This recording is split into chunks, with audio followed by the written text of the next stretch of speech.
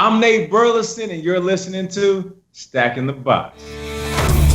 Geoff Schwartz is a former NFL player. Matt Verderame is an NFL insider. Together with FanSided editorial director Josh Hill, they break down everything that is happening in the NFL. This is Stacking the Box.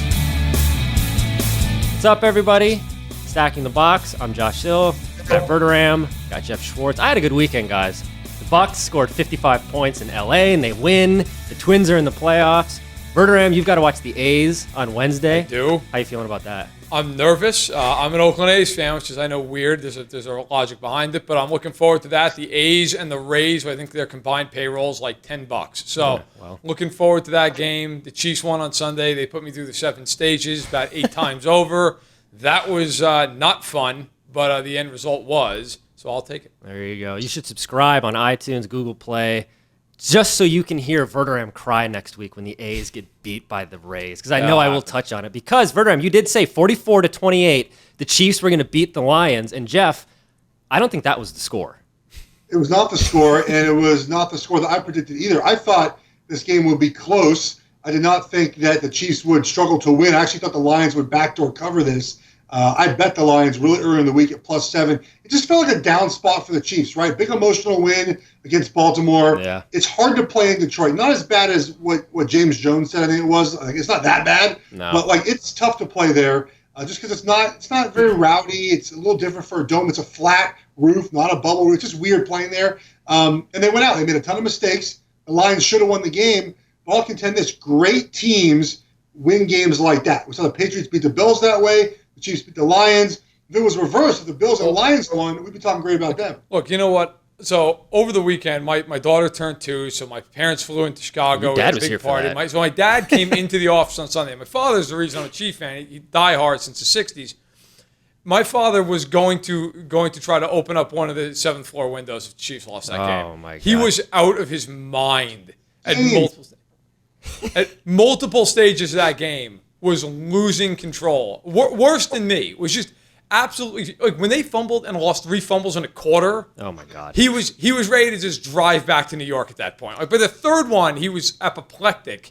And so, look, if they had lost that game, it would have my poor mother on the way home. That's all they would have heard about. Was Sammy I Watkins. watched you two in the office too. It was the best thing, Geoff. You missed out watching Verderame and his dad melt down over the Chiefs. They're pacing back and forth. He's like making peace with God. It's an entire thing. It was incredible. One game.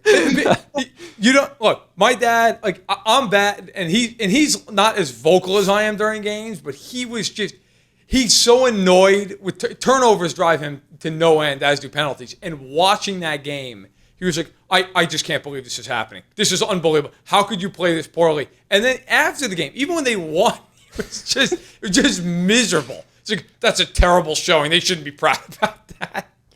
Yeah, it was an incredible sight. Even if they would have lost, like, look, even the Patriots lose. Could have been worse. Could have been Denver. It could have been Denver. Could have been Denver. I really wanted it to be Detroit though, because you said on June 3rd at 1:53 p.m. I wrote it down, 44-28. I wasn't off with the Detroit points by too many. The Chiefs though, they underperformed.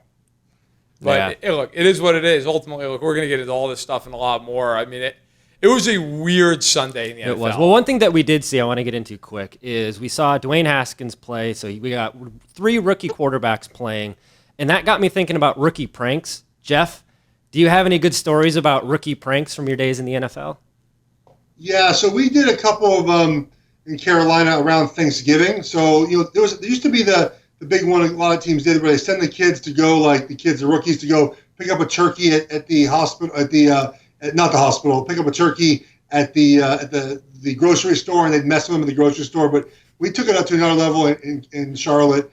Ryan Cleo and Jordan Gross were the best pranks. There's a lot of them I can't even really share. But for the rookies, what they would do, a couple of things. They'd make them film PSAs, public service announcements around Thanksgiving. And one year, Ryan hired his friend, who's an actor, to play a hobo, to play like a drunk guy who was part of the PSA, and like mess with the players and ask for money. Oh and, my like, God. And one time, so you've heard of an electrical stem, right? Those pads you put on. Yeah. Okay. So what we did is we we took a belt and made it an audio belt and put pads in the back of it. And we told all the kids that went to go do the PSAs different year that they had to wear the audio belt. It had to be touching their skin. So we put it under their shirts and put it on, and then we'd buzz them. Like in the middle, they'd be like, hi, I'm Geoff Schwartz of Carolina Panthers. Like they just like cripple them, and like it was Thanksgiving pranks were just the best. As a rookie though, I don't remember getting much as a rookie. I mean, stuff in training camp where they would. We went away to training camp, so they'd knock on your door, you'd open it, the bucket of water would fall in your room and get water everywhere. There wasn't a lot of like craziness I can remember, but I mean, one day I walked in the locker room my second year and everything was boxed up. Like there was nothing in my locker. Ryan Cleo was mad at me and he boxed everything up in 3 different boxes and put them around the facility. He put them like just hit them, and I had to go find them the day before a game. So there's been instances like that. There's just it doesn't happen as much as it used to anymore because hazing's kind of gone out right now. Now it's time for the big story. All right, guys, week 5 is almost here. The cream is separating to the top here a little bit. We know kind of who the best teams in football are, but let's take a look at the broader playoff picture as we approach week 5. I want to break this down into tiers, okay? We're going to talk about our clear-cut, absolute Super Bowl contenders, our favorites that can't be touched. The next tier, we can talk about some other teams that still have a good shot, and then we'll get into some wild cards. But, Geoff, let's start with you. Who is in your tier 1 right now when you look at the playoff picture and absolute clear-cut Super Bowl favorites? There's only 2, in my opinion. They're both in the AFC, the Chiefs and the Patriots. They're on a collision course right now for the AFC Championship game. They're just determining home field advantage throughout the season. The Patriots have home field advantage. They win that game. If the Chiefs have home field advantage, they have a better chance to win that game. I still like New England's defense a lot more than the Chiefs' defense. But those, to me, are it. On the NFC side, there's just a lot of things up in the air, and I wouldn't put my money on really anybody right now. So I go clear contenders. It's Chiefs and Patriots for me. And then there's NFC teams that are close. But if we're tearing them up, this is where I'm starting with. Yeah, look, I agree. So we'll just cut there in terms of, it's Pats and it's Chiefs. I think they're the 2 best teams by a wide margin. In fact, my tier 1A is the Atlantic Ocean because I think those 2 teams are so much better right now than anybody else. And look, I agree with Geoff. The Chiefs defense, it's a witness protection program for 3/4 of the game half the time. But they're so good offensively that if the defense makes 2 plays in the game that matter, they usually win. It's enough. We saw Brashad Breeland, 100-yard return. That was really the difference in a lot of ways. I mean, they forced 2 fumbles inside the 10-yard line. If you're Detroit, you're looking back going, that's how we lost. Look, to me, when I look at these 2 teams, it reminds me of the early to mid-'90s when the Cowboys and 49ers were so much better than everybody else that you said, well, whoever wins that game is the prohibitive favorite to win it all. They're going to go to the Super Bowl as a favorite. They're probably going to win. Look, these 2 teams remind me right now of that, of just 2 teams that you say, I don't know how anybody touches it. Now, we got a long way to go and things happen, but right now, that's how I look at it.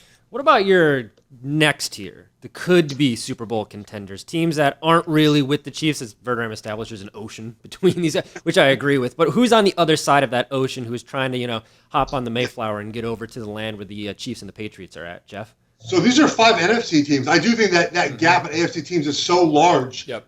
So for me, I put down the Cowboys at 3-1. Look, I just felt like Sunday night they went back to the boring Jason Garrett offense. I want to see the Kellen Moore offense. The Packers, to me, look, they're 3-1 for a reason, right? They've won 2 division games. They didn't play very well on Thursday night. I'm not terribly worried about that. The offense will continue to get better. They got to go stop the run, though. That worries me a little bit. The Rams, McVay got to figure something out. Look, that offense is a mess. Yeah. Blueprint's out, and he has not adjusted to anything anyone's done to him as well. The Eagles, I think, if they can stay healthy, they have great lines, great offense, defensive line. Even though defensive line's beat up, they have Carson Wentz. They have parts, all right? Just got to stay healthy. And then the Saints, if the Saints can weather the storm with Drew Brees, and then you get Drew Brees, by the way, who is healthier at the end of the season by actually missing 6 weeks. His arm was not going to die like it did last year, in my opinion. So I think the Saints are the last team in this tier. So those 5 teams. Okay, so we're similar, if not the same. So I don't have the Rams in that tier right now because Goff is a mess and Gurley can only get like 8 touches a game. Which, if that's going to continue, look, they'll be a playoff team, but my God, they need more than that. I mean, they gave Goff a mint, and he's out here giving the ball to the Buccaneers like it's going out of style. Thank you. So for me, right, a gift for Hill. So for me, I've got Philadelphia and Dallas and Green Bay in this tier. I think those 3 teams right now. Philly, I need to see Wentz play better. Wentz has not been good. I mean, if you look at the tape, he did not play well against Detroit. He's a big reason they lost. They played against the Packers. They got healthier. They had Alshon Jeffrey. I get it's a short week on the road. He did not play well. He threw 3 touchdowns. He threw for 160 some odd yards. Yeah. So I got to see more out of him. The Cowboys, I still think, are the best team. Look, they ran into a weird game in New Orleans. The defense played great. They just couldn't get enough going offensively. I think more often than not, they win that game. And then the Packers, I love the defense right now. I don't know what's going on offensively. In the second half of these games, you can't score a point. And that speaks to we're really good on script, and the second the script stops, we can't score. Well, that's concerning. Devontae Adams now has this toe injury. They don't have receivers if Devontae Adams isn't on the field. But I have those 3 teams. Right now, I think it's Chiefs, Pats in the first tier, the Ocean in the second tier, and then those NFC teams. And I got it. I don't put the Saints in only because Breeze isn't back. I got to see where they are when Breeze comes back. What about your wild cards? Verderame, start with you this time because I'm very fascinated to hear who you have. Because if you have an ocean between all of these teams and then you have tier 2, who is in tier 3 and why are they even in the conversation if the gap is that big? Right. Well, because in between tiers 2 and 3 is like a creek. Okay, I think you can just kind of step over it. I will not put one AFC team in here, and here's why. Really? Because none of them are beating Kansas City or New England. It just doesn't matter. None of those teams are going into Kansas City or New England and winning in the divisional round, period. It would take like a Jags-Denver 1996 type of upset for one of those teams to go in. I'm sorry. Look, Baltimore played 2 weeks against nobody and then played 2 weeks against good teams and got pantsed in both games. Cleveland, Freddie Kitchens is not going into Arrowhead or Gillette and winning in a playoff game. Okay, I'm sorry. Now. Nobody in the AFC South is doing it. The Chargers are the only team I'm like mildly intrigued by. They have the talent if they get healthy. So you know what? I'll toss them in because they're the one team I think if they get healthy, they could be a problem for one of those teams. So I'll throw the Chargers in. Then I got the Rams and the Saints as the other teams from the NFC. Look, the Rams offense, McVay loves to play nothing but 11 personnel, which is great until, as Geoff points out, the blueprint's out on you, and you just keep playing 11 personnel. Like at some juncture here, there's only so many variations of that you can do. You got to do something other than it. And the Saints, they could easily move up to a tier 2 for me. I just need to see where they are record-wise once Breeze comes back.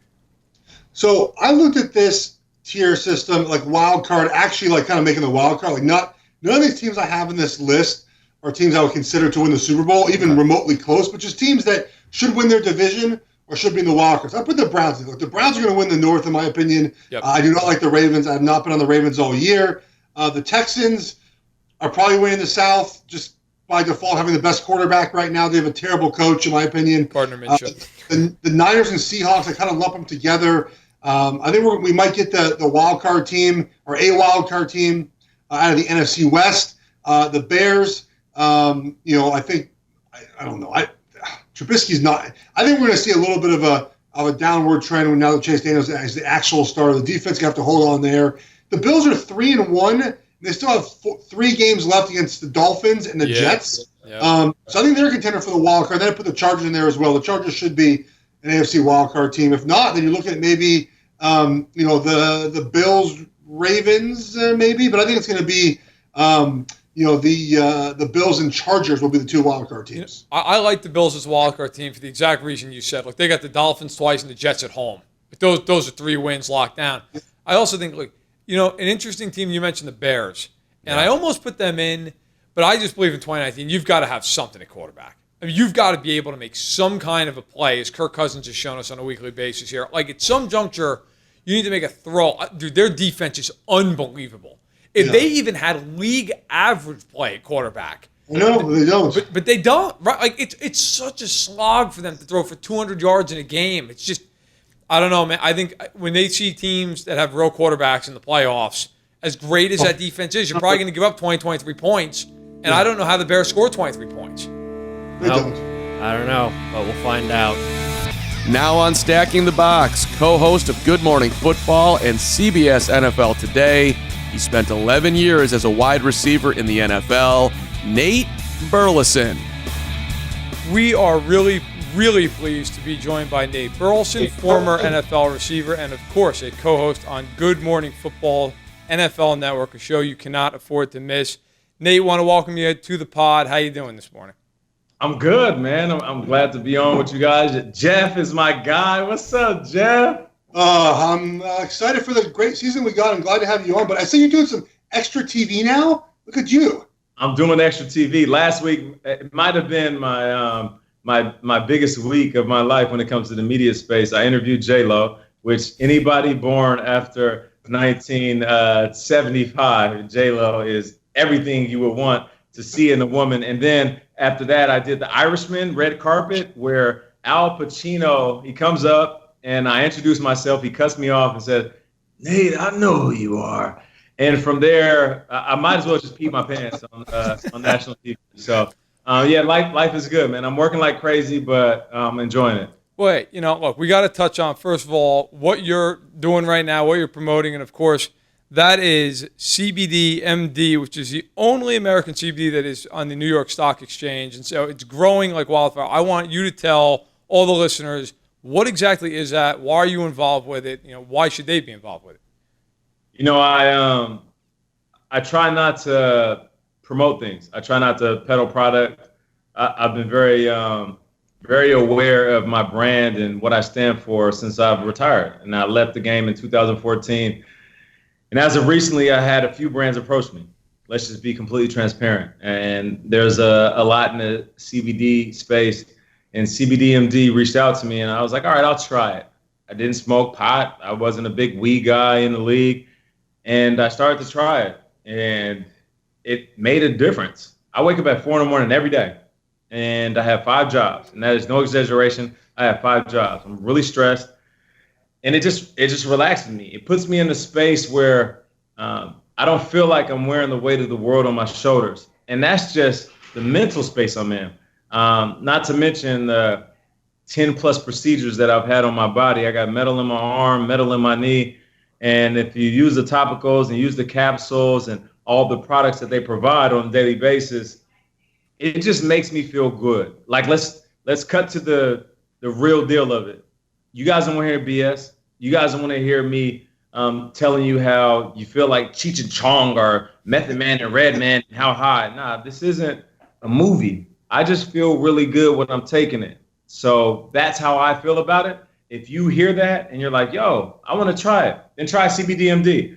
If you hear that and you're like, there's other things in my life that make me feel as good, then I'm glad for you. But me being removed from the game, and Jeff, as you know, when you leave football, it's like telling a rock star to leave the stage. And it takes a while for us to find a little bit of peace. And I'm glad at 38 years old, 5 years removed from the game, I found some peace. And a part of it is my lifestyle, my family, and a big part of it is this brand. Well, it's the pain management, right? Like when you're done playing, you don't want to hurt. And we've heard for generations now, all these athletes that hurt, and CBD, in my opinion, does help. Do you think there's a time when the NFL will kind of loosen it, at least for CBD? Maybe not my THC. Do you think there's a time the NFL says, you know what, we'll let our players take a ton of CBD and let it be okay? I believe so. And because, we're sitting here talking about the product, I'll share a story that I haven't shared too many times. I haven't even shared this on TV. I had one of my many surgeries, right? I had a handful of serious procedures done. And the nurse came back from drawing my blood, and she had my results. And she says to me in a very concerning voice, "I'm concerned about you." And I was like, "Well, what do you mean?" She's like, "Well, the toxicity level of what's in your blood is alarmingly high." And I try to explain to her jokingly, because Jeff, as you know, as football players, we mask our pain. So I'm like, haha, you don't get it. I play football, and I know I'm having a procedure done. And I know this seems like extreme because I'm going to have surgery, and I played a game a couple days ago. But no, I take supplements and anti-inflammatories and pain medication. And she looks at me and she says, she had no idea I play football. She says, "I don't care what you do for a living. Yeah. This is alarming. I've been doing this for 20 plus years. I've never seen anybody with these type of results. And it was like a heavy moment for me. Like, mind you, this is a guy that at one point in my life, I felt comfortable going under. Like, so just take that for what it is. You know, if somebody says, hey, we're using anesthesia, I'm like, cool, man, give me a countdown. I'm out. It'll be the best sleep I ever had. That's me being transparent with you. And she's telling me that I'm concerned for you. And at that point, I thought, damn, like, how much longer am I going to play this game? And how much longer am I going to just lean on the traditional practices of managing my pain? And then when I learned about alternative pain medication, that's when like my eyes opened up. It's like the movie Pleasantville where they see color for the first time. And I'm like, damn, there's so much more out there that we have access to. And here's the thing. This isn't me trashing the pharmaceutical industry. I've been in it. I know the benefits of it. But there's also so much more out there. And if you do the research and you actually try it for yourself, and I'm telling you, like, it really opens things up, man. Not just mentally, not just physically, but also just like spiritually. Like you feel different. And right now, I feel different. Well, let me circle back to what we were talking about at the very beginning of this interview because I want to get into it. So you said you had a very busy week. One of the people you interviewed, JLo. I can only imagine. So I got to ask you, man who played a lot of NFL games, some really big games, more nervous for any of the NFL games or for JLo? Yeah, I was nervous for JLo. I gotta keep. You know what's funny? Here's me segueing a little bit. This is the difference between men and women, and this is appropriate. I'm not gonna go off track too much, but women will say, you know, how was she? You know, what was JLo like? You know, what did she wear? What type of heels did she have on?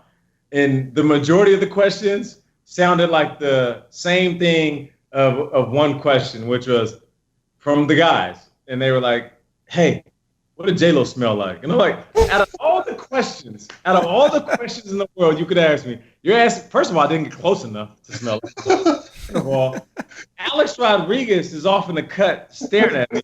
Like, how weird do you think I met JLo? And I was like, JLo. Nah, so it's funny though. You think about like how people perceive JLo, and the reason I tell that story is because whether you're a man that has looked at JLo as one of the baddest chicks in the planet, or you're a woman that just has admired her hustle coming from the bottom to the top, like she's a for real unicorn. And she sat down with me and she was talking about and promoting her new fragrance, which JLo has launched over 20 fragrances, along with being an actress, a dancer, a singer, a pioneer, a philanthropist. So, yeah, to answer your question in a very long-winded way, JLo was everything I expected and more.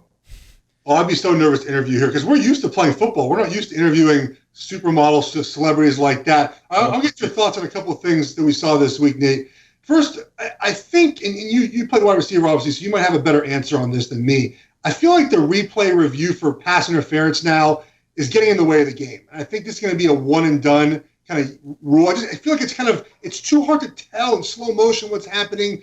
Do you think the NFL is going to have to change this rule after a year? Jeff, you know how it is. There's that emphasis before the season where they have the league meetings and the refs get involved, and the NFL says we're going to focus on one thing. You remember one year it was hands to the face. Yeah. Another year it was offensive linemen grabbing the jersey. Another year it was defensive linemen with the dirty shots. And now it's focusing on the wide receivers and DBs. And because of that, I feel like refs, they're focused more on that than what they typically focus on. Let me make this completely relatable. Have you ever been in a situation where you're thinking about buying a new car and you're shopping online and you're like, you know what? I like this vehicle. I'm looking for a small size SUV 4-wheel drive. You know what? And I think I like the color blue. What do you see every day that you drive around? A small size SUV that's the color blue. And you're like, oh, this is a sign. No, it's just the fact that it's on your mind. So because these refs were thinking about the things that they wanted to make an impact on when it comes to calling the game, I feel like they're noticing it more. And of course, Jeff, you said it best. They're going to have to address this in the offseason.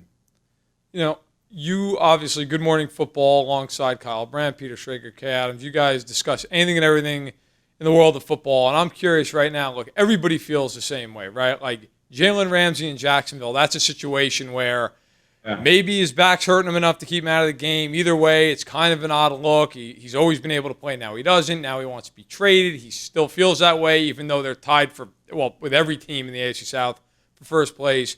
Like, how do you think this situation plays out? If you're Jacksonville, do you deal him? If you're Jalen, do you continue to try to sit out in hopes that you can force a deal? You played for a long time. You played alongside a lot of guys who I'm sure wanted out at certain times. How do you think this whole thing with Jalen Ramsey plays out? I've never met Jalen Ramsey. I feel like as of recently, I have a unique connection with him because I host a podcast on Uninterrupted called 17 Weeks. And it's Cole Beasley, Le'Veon Bell, and Jalen Ramsey. And of course, there's a lot of controversy surrounding Jalen Ramsey over the last couple of weeks, the confrontation he got into with his head coach, and then afterwards demanding the trade. So I can be an NFL player apologist and just say, give the player what he wants. But contrary to what most people believe, I have my own thought. And my own thought is that I hope Jalen Ramsey gets over it and stays with Jacksonville. Now, I get it. Sometimes you're in your feelings so deep that you can't get above water. And I think that's where Jalen's at. He's like, you know what? Some things were said to me, and they're not respecting me. I'm a shutdown corner. A couple of weeks ago, I shut down DeAndre Hopkins to 40 yards. How do you not give me the same type of respect that you give premier players in this league? With all that said, I feel like if he can make it work, if they can make it work, this is a relationship that needs to exist. And in order to exist, you have to figure out a way to coexist. And the reason I say that, you can go somewhere else and the grass might not always be greener. I was drafted by the Minnesota Vikings, played 3 years there. Played 4 years in Seattle. I played 4 years in Detroit. I was able to leave and have a choice to sign with my team or sign somewhere else. My personality is I wanted something different. And it wasn't because I was upset or wanted to get away. I just wanted a change of scenery. That always wasn't the best case. It might not be the best case for the team that's picking me up. It might not be the best case for me. The reason I want Jalen Ramsey to stay in Jacksonville is because how often do you get drafted to an organization and have a chance to go down as one of the legends? Like, that's hard to do, man. This is a business where the turnover rate is moving rapidly. And the moment you put your jersey down is the moment they forget about you. But what makes it hard to forget about you is if you stick with the same organization, regardless of the success. A prime example that I have, Larry Fitzgerald. How many times do you think Larry Fitzgerald was approached and said, hey, man, we have a trade offer? Or the Arizona Cardinals, hey, listen, man, we'll give you a couple of first rounders or a first rounder and a late draft pick for Larry Fitzgerald, and we would make this a win-win for everybody. The Arizona Cardinals decided to stick with Larry. Larry decided to stick with them. And right now we're looking at Larry as like an outlier in a system where most players leave within a few years just to chase a dollar sign. And because of that, he will forever be an Arizona Cardinal legend. A legend. You can't mention Arizona Cardinals without mentioning Larry Fitzgerald. And he's most likely going to go down as a first ballot Hall of Famer because of his statistics. If you just look at that example, regardless of what happens moving forward, if Jalen Ramsey sticks with the Jacksonville Jaguars, he will go down as a legend and possibly a Hall of Famer. Not to mention, if they turned around like they did 2 years ago, where they were a game away from the Super Bowl, he can end up with a ring, which pretty much shoes you in as a Hall of Famer. So I just hope that they work it out. Hey, Nate, really want to thank you for your time, man. Appreciate it. Everybody should check out CBDMD. Also check out Good Morning Football, which, of course, Nate is one of the members at Quartet on NFL Network. So, Nate, really appreciate your time, man. Thanks for coming on. No problem, man. Hey, and just like when you're facing one of the best running backs in the league, you got to stack the box, man. It's time to place your bets. All right, gentlemen, it's time to place your bets. All right, it's the Thursday night game. It is the Los Angeles Rams at the Seattle Seahawks. We have the Seahawks -2, and the over-under is at 49.5. Jeff, what are you doing with this game? I'm taking the under here. It's a high total. I'm surprised. Seattle's offense hasn't been terribly great. They've been really up and down. The Rams' offense has been really up and down. You have a short week here. The line at 2 is interesting because I feel like it's a little bit of recency bias, right? I mean, the Rams look kind of bad. The Seahawks beat the Cardinals, but they really haven't looked that great at home, right? They barely beat the Bengals. They lost to I forget who it was. They lost to the Saints. Yeah. Like I think the line is kind of a little wacky. If we get to Rams +3, jump on that. But I would say the under here. Okay, so I'm going to actually double dip on this. I'm going to take the Rams to cover, and I'm going to take the under because Thursday night games typically are low scoring. You're a degenerate. So, hey, you know what? You asked me a damn question. All right, I'm taking the under. I love it. I love my gambling degenerates. The Thursday night game typically is lower scoring. It's just not very well played. More drops, more penalties. So I'll take the under on this game. I think it's something like 23-20, and I'm taking the Rams to win outright. Look, everybody's going to point to that Buccaneers game and go, geez, what's wrong with the Rams? Well, look, the Rams have not looked awesome by any stretch, but they were 3-0 going into that game. Like this idea that all of a sudden they're terrible. Like this is the classic game where everybody's all over. What's wrong with them? What's wrong with them? And then Goff throws for 400 yards on Thursday night, and you're like, oh, nothing's wrong with them. Right, it's an NFL team that played a bad game.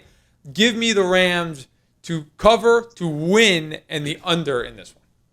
Love it. All right, it's the Sunday night game. Verderame, be careful with your prediction here because you weren't exactly correct with the Lions-Chiefs game. But it is the Colts and the Chiefs. The Colts, Jacoby Brissett, come into Arrowhead, the Chiefs -11. The over-under, 56.5. Verderame. Okay, so this is an easy bet for me and not the way you think. I'm taking the Colts to cover this. And I'm taking the over as well, by the way. Look, interesting. Okay, so Kansas City at home offensively, unless it's just a complete disaster, they're getting into the mid-30s. They just are. And the Colts defense, they're missing Malik Hooker.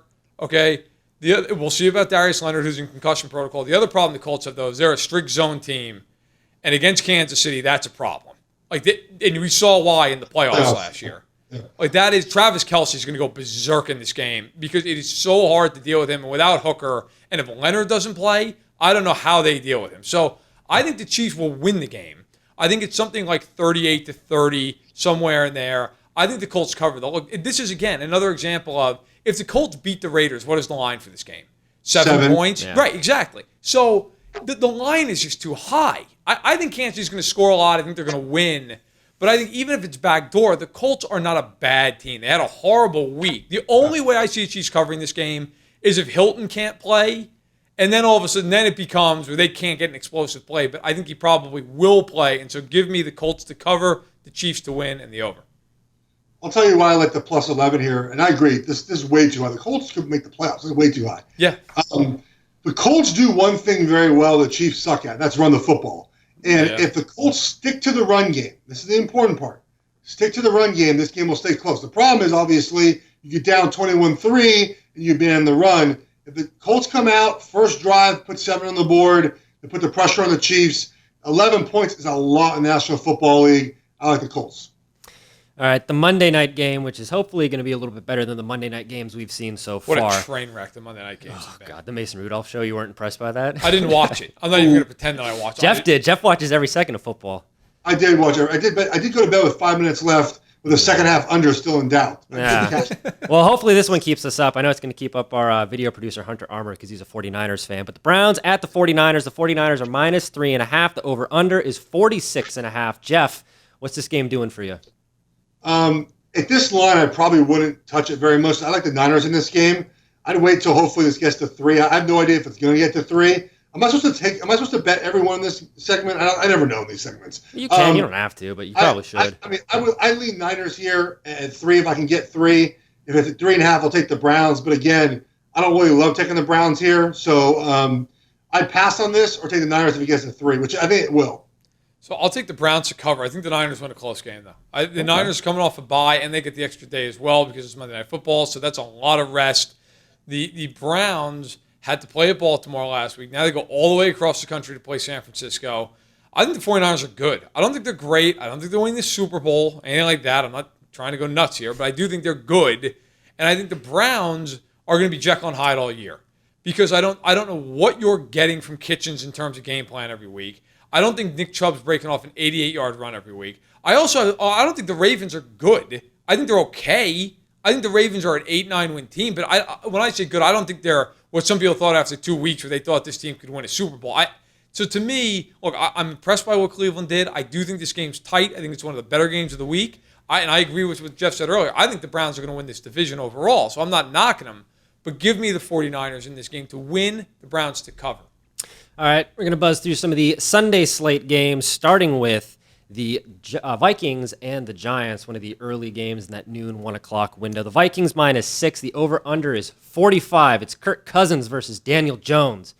Verderame, what do you got? Lock of the week, Vikings to cover the spread in this game. Look, I know everybody's going crazy about Daniel Jones. That's fine. He threw 2 picks against the Redskins. He should have thrown 3 against the Buccaneers. Now, that's not to say I don't like Daniel Jones. I think he's played well for the most part, but those turnovers are real, okay? And the Giants can't cover anybody other than apparently the Redskins. So I think Stephon Diggs finally gets rolling. Adam Thielen kind of called out the Vikings passing game. Not kind of, he did call it out. So if Kirk Cousins doesn't play well in this game, it's a 5-alarm fire in Minnesota. I think at some point here, the Vikings are just going to have a game where they kind of explode.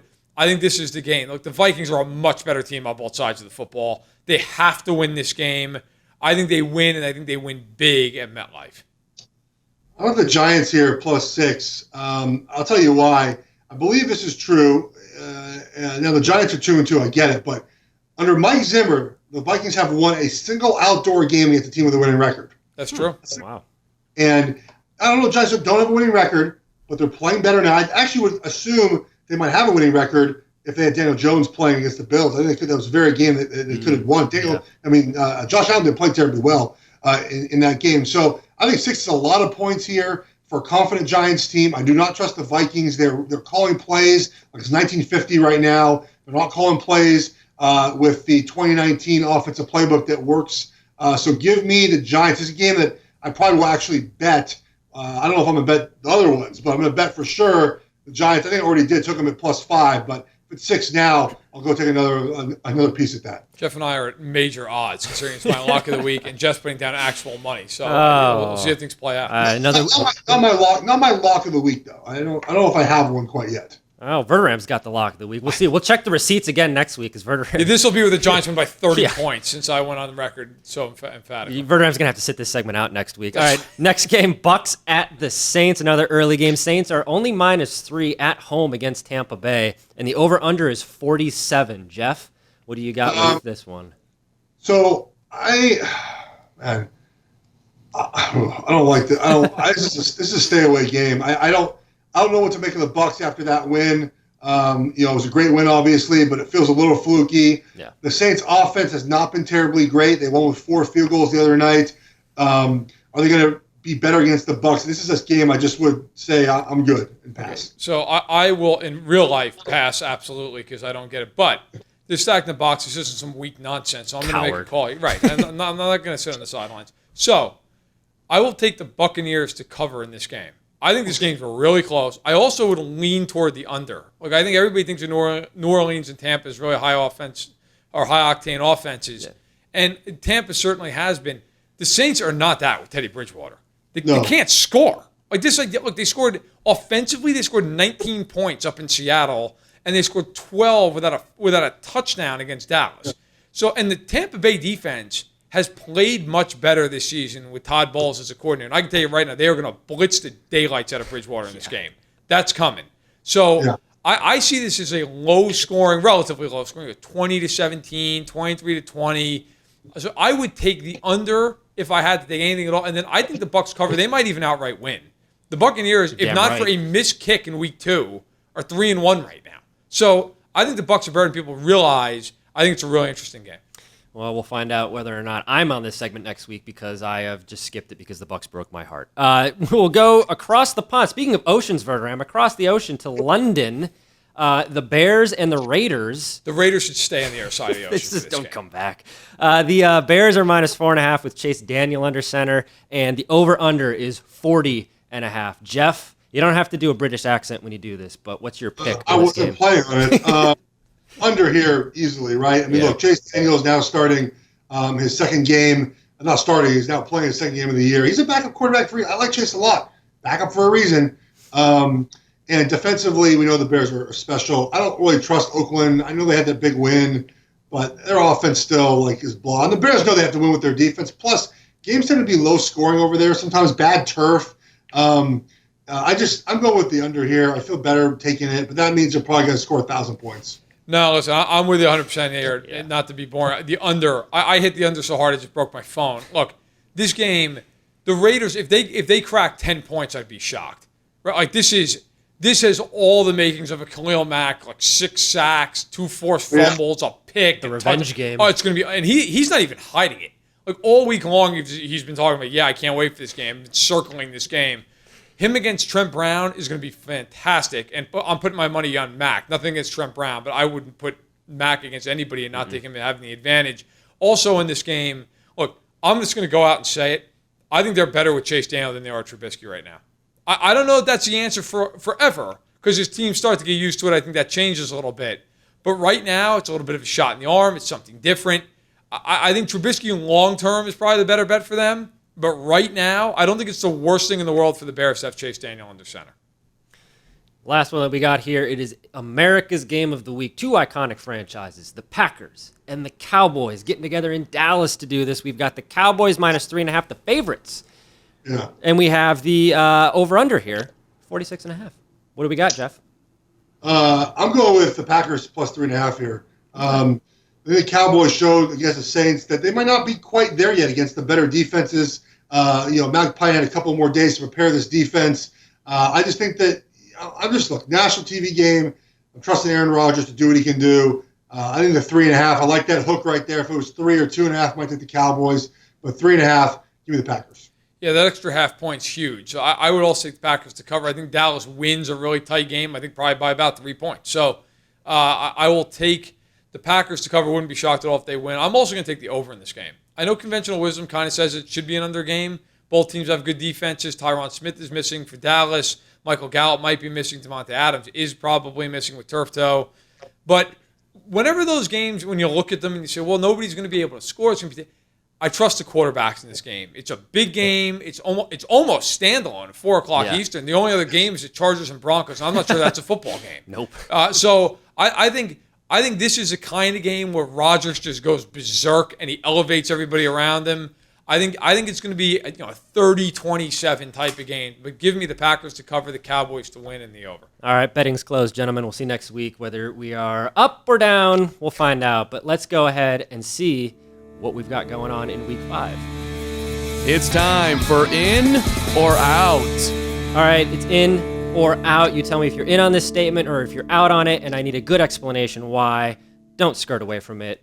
Be real. Be raw. These are NFL fans. They're ready for this. So the first one we go. Let's go. Dwayne Haskins is going to save Jay Gruden's job in Washington. Are you in or are you out, Jeff? I'm 100% out on this. Jay Gruden is gone.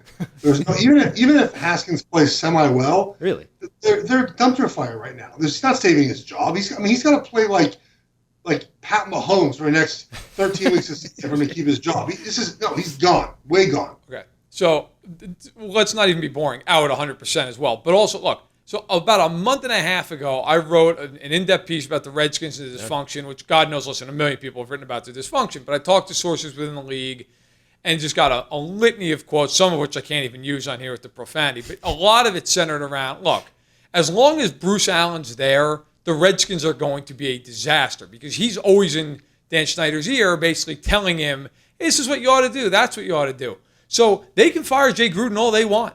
They can do whatever they want to do, but they're a complete tire fire until something changes with Bruce Allen. Typically, that would mean he needs to be gone, but I don't know that he ever will be gone as long as Dan Snyder owns the team. Oh, and by the way, nice job putting Dwayne Haskins in a game after he took no snaps with the starters all week long. You put him in when they're losing on the road. They get predictably bombed. Oh, and by the way, Dwayne, here's your first start. It's the Pats. Best of luck to you. Oh, wow. Say a prayer tonight for Dwayne Haskins, because he's going to need... Light all the candles at church. Every single church candle, light her up. He's going to need it. Next one, the Lions, after Matt Patricia eviscerated Verderame and almost beat the Chiefs. An aggressive He was coming stand. for it. Daddy Patricia was here for you, Verderame. The Lions are legit NFC playoff contenders. In or out, Verderame? I'm in that they're playoff contenders. Look, they actually really impressed me. I got to be fair. Look, I came into the year thinking they were a 5 or 6 win team. I'm not a big Matt Patricia fan. I was very impressed with their game plan. They didn't have Darius Slay. I thought that was a kiss of death before the game. I thought the Chiefs would be able to run roughshod over them. Now, look, the Chiefs didn't play a great game in their own right, but give credit to the Lions. They did a lot of good things in that game. I think Matt Stafford's playing some of the best ball he's played throughout his career. His stats aren't astronomical, but they're very good. I think he's on pace for like 4,500 yards and 36 touchdowns. So I think they're good. Look, that division is brutal. That is the best division in football. I do think they will contend. It's going to come down to how well they play in the North. I'm in on this as well, but with a little trepidation. The Lions have got to get out of their own way now. Like, it's about time to stop being the Lions. Stop fumbling inside the 5 twice. Yep. Stop, using your timeouts poorly. Stop having all these errors. Like, if they can just get out of their own way, they're 100% a playoff contender. Next one, the Bills earned respect in a loss to the Patriots. Are you in or are you out, Jeff? I think I'm in just in the slightest. Their defense earned respect. Offensively, Josh Allen, he's just not the guy. You can be excited for his future, but he's shown. I mean, look, they scored 17 in the Bengals. They obviously not scored very much in this game. And against the Giants, he was okay. I mean, you have to win one style of play in Buffalo, which is play defense, run the football, limit mistakes. Josh Allen was getting cussed out by his coach because he's throwing up arm punts to the Patriots. Like, you can't do that. So I think they're in because of their defense. Okay, so their defense is awesome. I'm in. Tre'Davious White's the best corner nobody knows about. Mm-hmm. They've got some really good linebackers. Edmonds, I think Milano's underrated. Defensively, Ed Oliver's a beast up front along with some other guys. Look, Micah Hyde, by the way, like, nobody's played better through 4 weeks. He's been absolutely dominant on the back end. That said, like, there's no way around it. I'm not going to repeat everything Jeff said, but Josh Allen's just got to be better. You cannot turn the ball over and over and over. And that's the problem I have with the Bills. They can win a specific way. And if that way is taken away, they get down 14-0, game's over. They just have no ability to come back. But I am in because I love their defense. I think it's a soft schedule for the most part. I think the Bills are going to win 9 or 10 games, be a playoff team. And look, I did respect, they got down 13-0 very early in that game. Allen throws a hideous pick. They get a punt blocked for a touchdown. That game in past years is where the Bills, it goes completely off the rails. They lose by 30 points. I give the Bills a lot of credit. In fact, I think if Allen didn't get hurt, they might have won the game. They might have very well won that game. They almost won it with Matt Barkley. So I gave respect for the Bills, or gained respect for the Bills, rather. I think, looking forward, I think they're going to make the playoffs. I died on the hill earlier this season that was going to be one of the best defenses in football, and I was right about the Jaguars. The unfortunate case, the common thread between those two teams, Blake Bortles and Josh Allen, these good defenses without good quarterbacks. Next one here, we got 2 more. More than one first-year head coach is going to be out of a job and get fired at the end of the year. Are you in or are you out on that, Jeff? I'm out on that. I'm not even sure one's getting fired. Who's getting what first year coach is getting fired? Flores? Kitchens? Okay. No, Kitchens not getting fired. See, I'll flip. I'll be in on this. Okay. All right, so let's run back. Kingsbury's not going anywhere. They could go 0-15-1. It's not going to matter. He's going to be there. Okay. Zach Taylor, I think, is going to be there. They are the most patient team in the NFL, and they're not eating a dime of that contract. So he's going to be there. All right. Here's where I, though, buy in. I think if the Browns derail, now, look, we both agreed early in the podcast. I don't know that definitely happens. But if the Browns go 7-9 or something, and they're a disaster, and the offense is bitching at the end of this thing, I wouldn't be shocked. It wouldn't be the first time the Browns were one and done with a head coach. So there's that. Flores, I think Flores is there. But if they go 0-16, it's got to be in play. I don't think he's going anywhere because the Dolphins are more than happy to go 0-16 internally. But the other one I would watch is Fangio. If they are completely off the rails, and they are well on their way to doing that out there in Denver, they go 2-14. I wouldn't be shocked if they look at the situation and go, look, we need a quarterback. I don't care if they took Drew Lock in the second round. I could care less. If they can take Tua or Herbert, they have to do it. Okay? If they do that, I can see them saying, we need an offensive mind as a head coach. So I will be in. I could see Fangio going, and I could see Kitchens or Flores going, depending on the situation. I can't see John Elway ditching Fangio after 2 years of Vance Joseph. Like I just his reputation is already on the line now, and if he doesn't, if he fires him after a year, he's gone too. But look, the Broncos could easily be 3-1 too, right? I mean, they lost 2 games at home where they had the ball, where they had the lead under a minute left. So I don't think it's no one. Do you think though? Like, let's just say in a world Broncos go 3-13, is there any chance Elway's gone? At least in his role, he's moved around, so to speak. I think it's possible. I do too. For the first time, I didn't think it was until this year, but this is becoming because you're right, Jeff. They could be 2-2, 3-1, but as you and I both know, and you know, especially being in the NFL, they're not. They're 0-4, and Bradley Chubb's gone for the year, and they've got 4 games left. The Chargers and the Chiefs. It could be very rough. All right, last one that we got here. Vontaze Burfict's season-long suspension was overkill by the NFL. Jeff, you played in the NFL, so I'm going to go to you with this one first. What do you think about that? In or out? The way you phrase it is interesting. So overkill, I would say that it's not. So I'm out on that. I'll tell you why I don't think it's overkill. Because what's going to happen is they're going to appeal this, and it'll get to like 10 games. So I think sometimes the NFL will over-suspend someone because they know upon appeal they want him to end up getting 10 games. If they said 10 games from the start, and, via appeal, typically you lose a couple of games off that. Now it's 6. That looks pretty bad. So I think that it's not overreaction because I think that he should be banned, which they're never going to do, I don't think. But I think this will be reduced at some point. I'll just be blunt. Just suspend this dope for the rest of time. How many times does this have to happen? Right? Like, what my question is, what if he ever hit like a quarterback like this and knocked him out? Like, what if they played New England this year and they don't? So it's irrelevant. But or even let's say Kansas City, Mahomes, right? Reigning MVP. You imagine if in week 13 he hit Mahomes like that and knocked him out of the month of the season? And if I'm the NFL, look, I've seen enough of this. He has been suspended time after time after time with fines on top of it. It never ends. And Jeff, look, I'm obviously not a former player. I can't speak to that side of it. But I would think a lot of guys, but just enough. How often does this have to happen? Look, I know the union's got to protect its guys, but it's also got to protect the guys who he's targeting. Yeah. So, look, I think it was the right move to suspend him for the year. And frankly, at this point, if you're another team next year, why sign him? To me, he's on the far end of the back nine of his career. Yeah. They made him a team captain. Yeah. It's unbelievable. That's Gruden for you. Like, Gruden is the worst GM in football. Okay, like, he may not be the worst coach, he's the worst general manager in the league. I don't understand why they signed him. Now they might be out without him for the year. And I think after this year, what is the point? That's my 2 cents. I think it was when Burfict got suspended before, James Thrasher reduced the suspension, but Derek Brooks, who was a linebacker, he upheld the suspension. Yeah. What's that about? I feel like if there would be, Derek Brooks would be looking out for the linebackers. It feels like he's trying to make a case there. And Brooks was, one of the greats. Supposed to be impartial, right? It's supposed to be, and that's what he was. Yeah. All right. Well, we'll see. Time to look forward to our favorite upcoming matchups.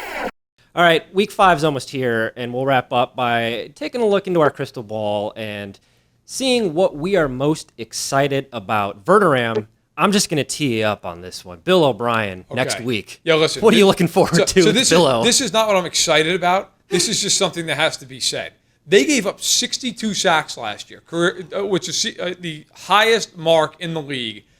They invested 3 first-round picks, 2 traded for Tunzel, and then they drafted Titus Howard.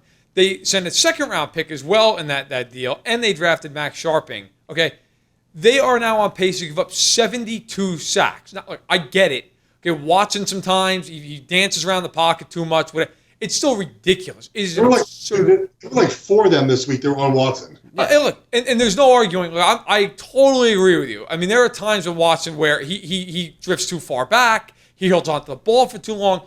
But at what point here with Houston, how do you lose at home to Kyle Allen when they fumbled the ball 3 times in that game and lost? And the only touchdown Houston had was off of one of those. They were given the ball at the 10-yard line. They went in. Then you got Billo calling a play where DeAndre Hopkins is throwing a pass in the red zone and gets picked up. What is happening? What is happening? That division, which, by the way, I picked Houston to win. I would like to say I think Jacksonville is going to win that division.